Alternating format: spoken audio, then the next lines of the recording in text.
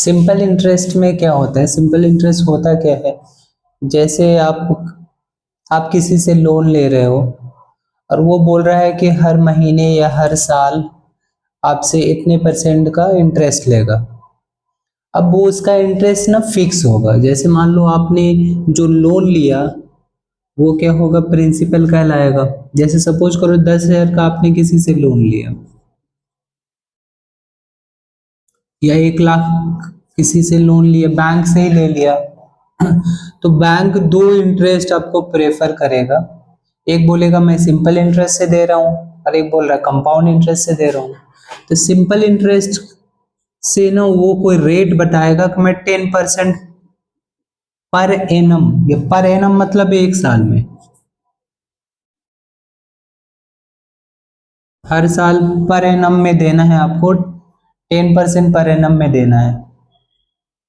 Per annum या इसको बोलते हैं एनुअली, है ना। पर एनम मतलब एनुअली, हाफ ईयरली भी हो सकता है और भी बहुत कुछ होता है, लेकिन generally simple interest per annum होता है।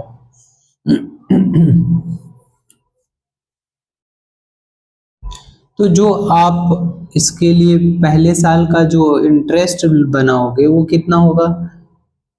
इंटरेस्ट मतलब 10% ऑफ इसका, तो 10% ऑफ 1 लाख।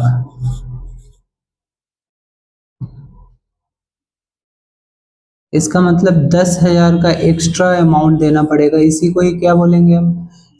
इंटरेस्ट बोलेंगे। अब पहले साल में तो कोई पता नहीं चलेगा कि कंपाउंड इंटरेस्ट है कि सिंपल इंटरेस्ट है। तो जो पहला साल होगा वो 10,000 का इंटरेस्ट देना पड़ेगा आपको। अगर आपको मान लो आपको कितने साल में चुका पाओगे उसके रिस्पेक्ट में, मान लो सेकेंड ईयर में, फर्स्ट ईयर में तो इतना देना पड़ेगा, फर्स्ट ईयर में इतना। अगर सेकेंड ईयर में भी इतना ही देना पड़ेगा, अगर इतना ही देना पड़ेगा सेकेंड ईयर में ही, तो क्या होगा? इसको हम सिंपल इंटरेस्ट बोलेंगे, क्योंकि इंटरेस्ट साल दर साल चेंज नहीं हो रहा है, फिक्स है इंटरेस्ट, 10,000 साल में देना है। जब आप इंटरेस्ट दोगे, अब तो लोन कई तरीके से लिया जाता है। कोई इंसान बोल रहा है मैं सिर्फ इंटरेस्ट दूंगा हर साल, और जब मेरे पास पैसे होंगे मैं एक साथ दे दूंगा। या ये बोल रहा है कि मैं हर साल मैं आपका इंटरेस्ट इतना दूंगा जो लोन लिया हूँ, और धीरे धीरे करके मैं जो मेन अमाउंट है 1 लाख वो मैं चुका दूंगा। 25,000 दे के 50,000, तो वो हमें वो मतलब नहीं, हमें इंटरेस्ट से मतलब है। प्रिंसिपल कैसे पे होता है वो हमें मतलब नहीं। तो यहाँ पर मेन अगर ये है कि फर्स्ट ईयर भी वही हो सेकेंड ईयर भी वही हो, तो अगर से तो उसको हम सिंपल इंटरेस्ट बोलेंगे। अगर फर्स्ट ईयर का इंटरेस्ट सेकेंड ईयर से डिफर कर रहा है तो उसको हम कंपाउंड इंटरेस्ट बोलते हैं। होता कुछ यूं है कि जो फर्स्ट ईयर में जो आपका वैसे अमाउंट कितना, फर्स्ट ईयर तक कितने अमाउंट आपका हो गया, 1 लाख तो लोन था, तो उसको बोलते हैं प्रिंसिपल प्लस सिंपल इंटरेस्ट। तो ये 1,10,000 हो गया,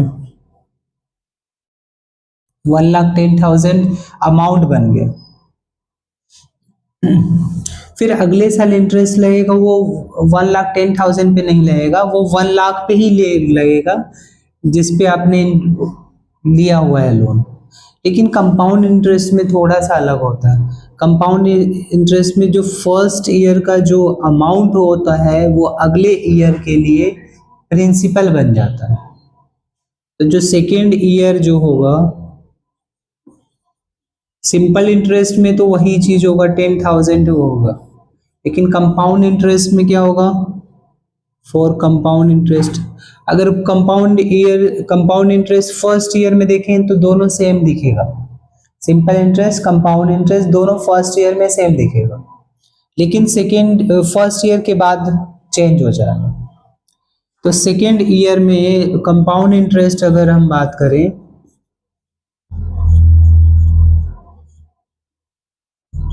तो वो 10% 1 लाख का नहीं होगा, 10% इस अमाउंट का होगा। जो फर्स्ट ईयर में अमाउंट बना था वो हमारा क्या बन जाएगा? प्रिंसिपल बन जाएगा। तो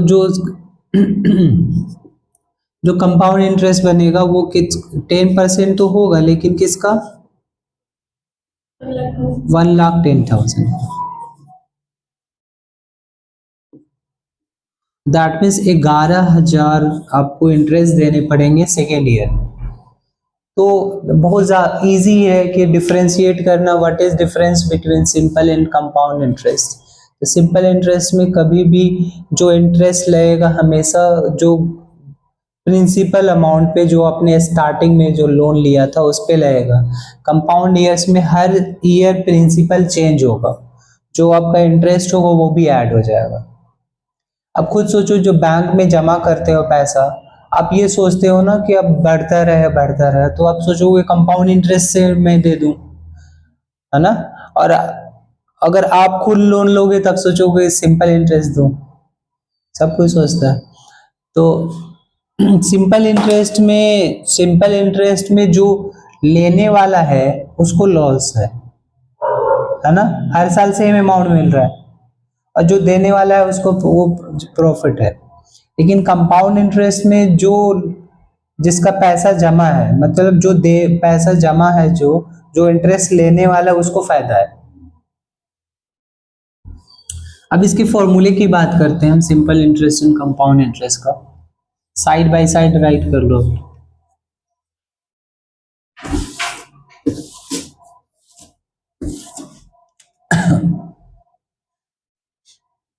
एस आई हमारा सिंपल इंटरेस्ट हो गया और सी आई कंपाउंड इंटरेस्ट हो गया।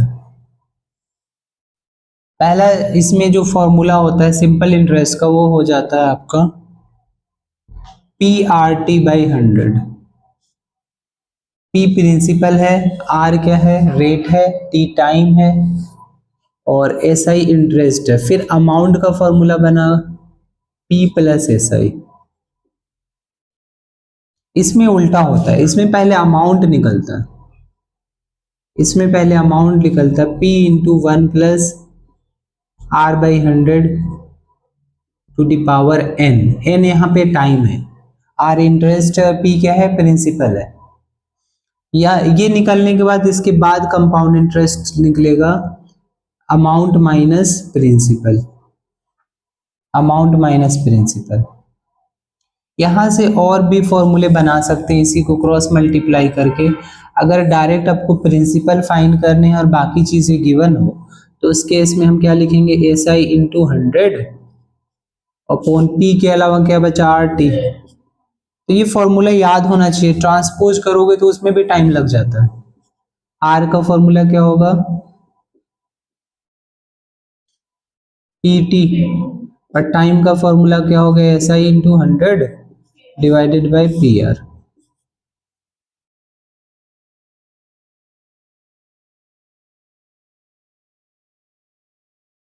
इसमें अगर ऐसा देखा जाए कि बोले कि कोई ऐसा सम है जो कितने साल में डबल हो जाएगा, डबल होने जाने का मतलब वो कि डबल हो जाने का मतलब ये है कि अमाउंट डबल हो जाएगा। जैसे P उसने लिया तो अमाउंट कितना हो गया?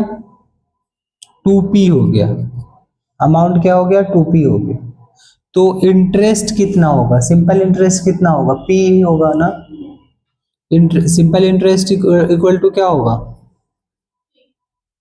अमाउंट माइनस प्रिंसिपल, तो P हो जाएगा। अगर बोलता वही 3 टाइम्स हो गया, अगर बोलता 3 टाइम्स हो गया, कितने साल में 3 टाइम्स हो जाएगा, तो हम क्या करेंगे? जो इंटरेस्ट बनेगा सिंपल इंटरेस्ट वो कितना हो जाएगा? 3P - P कितना हो जाएगा? 2P। ये समझना जरूरी है, इससे क्वेश्चन आते हैं।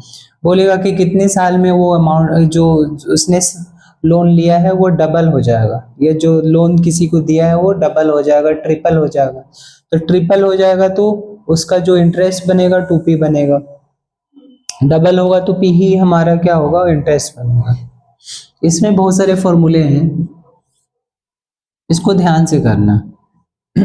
अब ध्यान से देखो इसमें फॉर्मूले क्या हैं। अगर ये एनुअली है तो कोई दिक्कत नहीं है, अगर हाफ ईयरली हो ना तो इसमें फॉर्मूला चेंज हो जाता है। हाफ ईयरली में फॉर्मूला चेंज हो जाता है।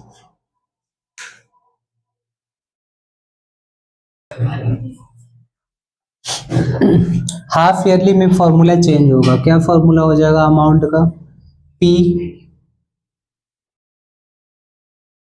देखो हाफ ईयरली में जो टाइम होगा ना डबल हो जाएगा। अगर मान लो जैसे एक साल 1 ईयर अगर टाइम गिवन है तो हाफ ईयरली 2 हो जाएगा। 2 साल है तो 4 हो जाएगा। तो टाइम डबल होगा लेकिन रेट हाफ हो जाता है। रेट क्या हो जाएगा? हाफ हो जाएगा और टाइम क्या हो जाएगा? डबल हो जाएगा। अगर 2 साल दे रखा है 2 ईयर्स, तो हम टाइम क्या लेंगे? एन हम 4 लेंगे। रेट अगर 10% दे रखा है तो 5% लेंगे। अगर वो सेम चीज अगर क्वार्टरली होता है तो क्या होगा? क्वार्टरली मतलब साल में 3 बार।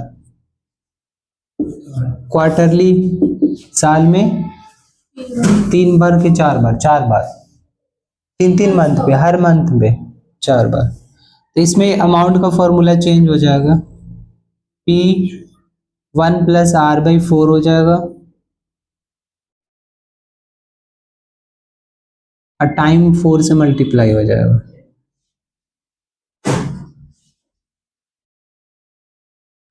एक और फॉर्मूला इसमें है कि रेट एनुअली ही है, रेट पर एनम ही है। रेट क्या है? पर एनम ही है।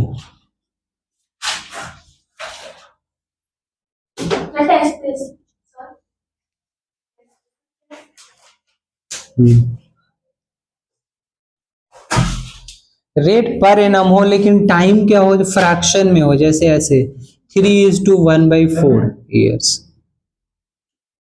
यहाँ पे क्या है? रेट हमारा पर एनम है। एक मिनट, इस केस में अमाउंट का फॉर्मूला थोड़ा सा अलग है। देखो पी तो ऐसे ही रहेगा और यहाँ पे 2 पार्ट में डिवीजन करना है। एक है हमारा होल नंबर, है ना, इंटीजर पार्ट, और एक फ्रैक्शनल पार्ट। तो जो इंटीजर पार्ट है उसके लिए अलग फॉर्मूला लिखेंगे, ऐसे R/100, सेम वैसे ही पावर 3। इसके लिए तो कोई फर्क नहीं है, इंटीजर पार्ट के लिए कोई फर्क नहीं।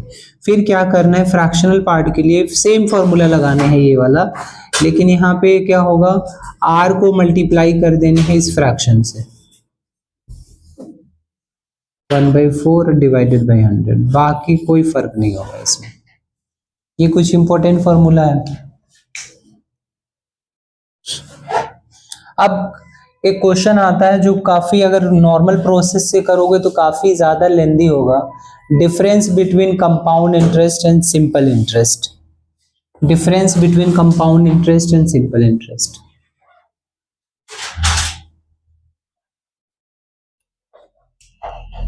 सपोज करो P प्रिंसिपल है हमारा,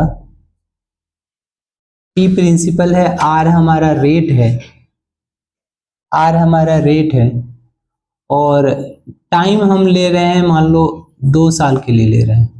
ये दोनों स्पेसिफिक है, 2 साल या 3 साल के लिए आता है, 2 ईयर्स ले रहे हैं। इस केस में हम ध्यान से देखो, जब हम सिंपल इंटरेस्ट फाइंड करेंगे तो क्या होगा? PR/2 divide by 100। Simple interest ये होगा 2 साल के लिए, ये हो जाएगा PR/100, PR/50। और इसके लिए अमाउंट हम राइट करेंगे कंपाउंड इंटरेस्ट के लिए, तो P × 1 + R/100 to the power 2 हो जाएगा। ये हो जाएगा। इसको एक्सपांड करेंगे फॉर्मूले में तो क्या हो जाएगा? A² + B² A² + B² + 2AB into 1 है तो 1 पे तो फर्क नहीं पड़ेगा, 2 × 1 × दिस। ये अमाउंट आ गया। अगर P से हम सब में मल्टीप्लाई कर दें तो क्या होगा? यहाँ पे P आ गया, है ना, और फिर P इसमें मल्टीप्लाई हो जाएगा, R/100 का whole square plus R/50, PR/50। अब यहां से हम कंपाउंड इंटरेस्ट फाइंड करें तो क्या होगा, a माइनस पी। तो इसमें से p माइनस करेंगे तो ये वाला पार्ट कैंसिल हो जाएगा, तो बचेगा कितना, है ना, p इंटू आर बाई 100 का whole square plus P R by 50। ये हमारा कंपाउंड इंटरेस्ट बना। इसमें से p माइनस करेंगे, p कैंसिल हो गया। अब हम दोनों का डिफरेंस निकालें, C I minus P, C I minus S I, ये हो जाएगा, देखो सारा कुछ कट जाएगा, पी आर बाई 100 का whole square plus P R by 50 minus P R by 50। तो इसको एक फॉर्मूले को मैंने डिराइव करवा दिया, 2 साल के लिए simple interest and compound interest का जो डिफरेंस होगा वो ये होगा। अब एक चीज ध्यान से देखो, जब ये इतना बड़ा क्वेश्चन आएगा तो ये सब करने जाओगे तो आपको बहुत टाइम लगेगा, सीधा ये फॉर्मूला लगा के आप अपना आंसर निकाल सकते हो। अगर टाइम 3 इयर्स हो तब क्या करेंगे हम, ये फॉर्मूले के फॉर्म में याद रखने हैं, ये लिखने हैं इसको, compound interest and simple interest का डिफरेंस फॉर 2 इयर्स ही होगा, और 3 इयर्स के लिए भी आता है।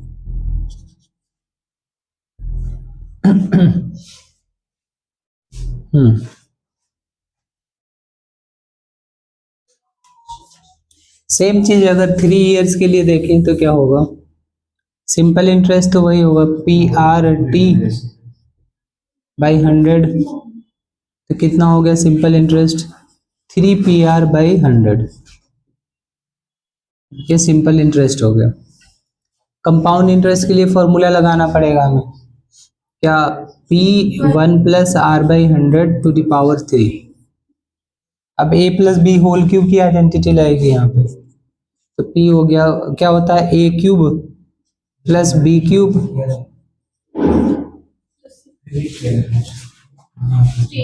Plus 3ab square plus 3a square B.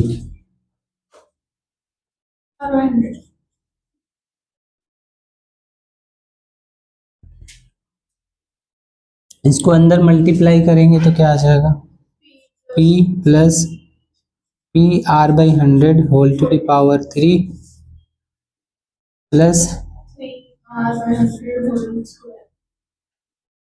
3r by 100 का whole square plus 3 P R, इसमें भी होगा ना, p इसमें भी होगा क्योंकि सब में मल्टीप्लाई हो रहा है, 3 पी आर बाई 100। यहां से हम कंपाउंड इंटरेस्ट फाइंड करेंगे, तो compound interest amount minus P, तो इसमें p माइनस करेंगे तो ये वाला p कैंसिल हो जाएगा, ये बचेगा P R by 100 whole cube plus 3 P R by 100 का whole square plus 3 P are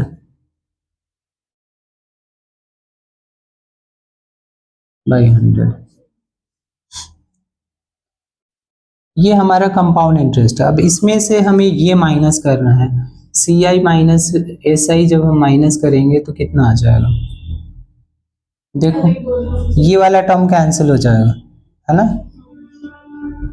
ये वाला टर्म इसमें से हम माइनस करेंगे तो कैंसिल हो जाएगा, सिर्फ ये बचेगा, पी आर बाई 100 का होल क्यूब और प्लस पी 3 भी था ना इसमें, 3 आर बाई 100 का होल स्क्वायर। यहां से कॉमन आ रहा है कुछ टर्म, p कॉमन आ रहा है और r बाई 100 का होल स्क्वायर कॉमन आ रहा है, तो यहाँ पे बचेगा r बाई 100, यहाँ पे बचेगा ओनली 3, तो ये हो गया p। सिंप्लीफाइड करोगे तो ये बहुत ज्यादा ऐसा लग रहा है बड़ा फॉर्मूला है लेकिन बहुत काम का है, सीधा कैलकुलेशन हो जाएगा इससे। ये 3 इयर्स के लिए compound interest and simple interest का डिफरेंस है।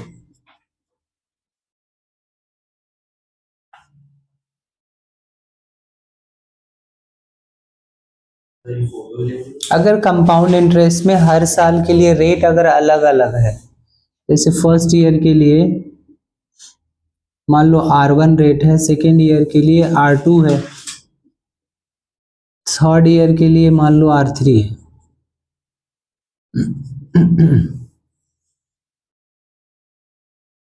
तब अमाउंट का फॉर्मूला सेम ऐसे ही बनेगा, 1 + R1/100 into 1 + R2/100 into 1 + R3/100। एक चीज और है, जैसे आपको दे रखा है कि अभी का पॉपुलेशन, मान लो पॉपुलेशन वाले क्वेश्चन कंपाउंड इंटरेस्ट से ही होगा, क्योंकि हर साल जो बढ़ रहा है, मान लो 10% बढ़ रहा है, तो अगले साल जो होगा वो अमाउंट बन जाएगा प्रिंसिपल। तो कंपाउंड इंटरेस्ट से पॉपुलेशन इंक्रीज होती है, पॉपुलेशन जो होगा इंक्रीज होगा, population increase as compound interest,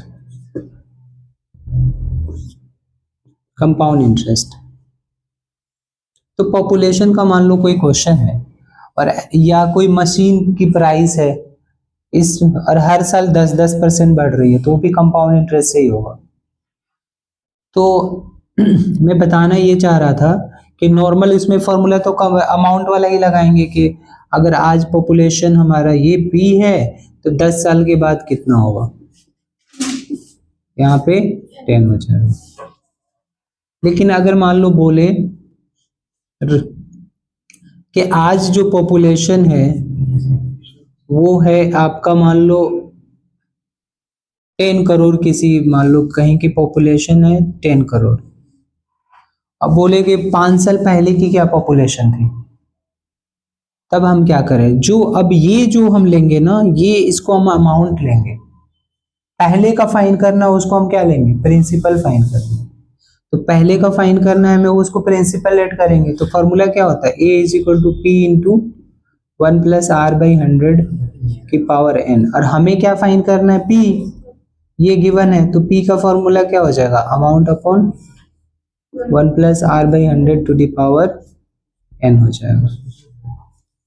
अगर मान लो बोलेगा किसी कंट्री की पॉपुलेशन डिक्रीज ही हो रही है, तो यहाँ पे पावर माइनस होगा, या किसी मशीन की प्राइस डिप्रेसिएट हो रही है, तो डिक्रीज या डिप्रेसिएट के केस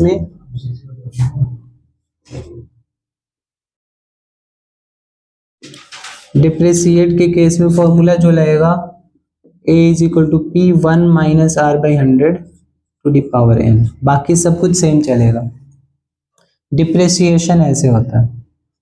तो आज हमने इसके कंसेप्ट्स कर लिए, नेक्स्ट क्लास में हम इसके इंपॉर्टेंट क्वेश्चन प्रैक्टिस करेंगे।